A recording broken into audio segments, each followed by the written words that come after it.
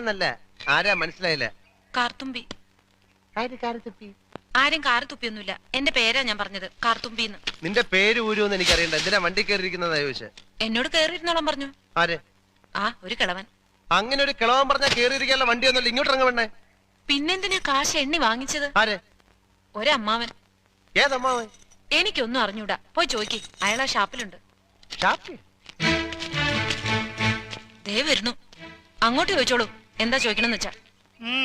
അമ്മാവാ, ഇയാൾ എന്തൊക്കെയോ പറയുന്നു.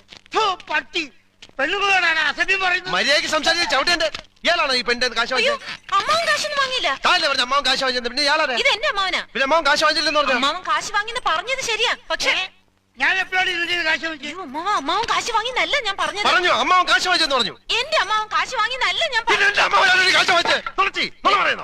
നുണച്ചിനെങ്ങാനും പറഞ്ഞാലുണ്ടല്ലോ. പിന്നെ നുണ പറയുന്നത് എന്ത് വിളിക്കുന്നത്? സത്യമാമെന്ന് വിളിക്കണം. ഞാൻ പറഞ്ഞത് നേര് തന്നെയാ. ഇത് എന്റെ അമ്മാവനാ. പണം വാങ്ങിയത് വേറൊരു അമ്മാവനാ. അയാളുടെ വണ്ടിയാന്ന് പറഞ്ഞിട്ടാ ഞാൻ കേറിയിരുന്നത്. അതൊക്കെ പോട്ടെ, ഇതൊക്കെ ചോദിക്കാൻ താനാരാ?